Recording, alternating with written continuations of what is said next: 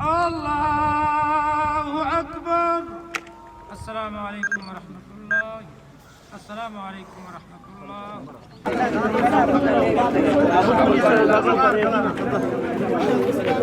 پاکستاني پوځي رژیم د الوتکو له خوا څخه بمبار شوی پر کلي باندې.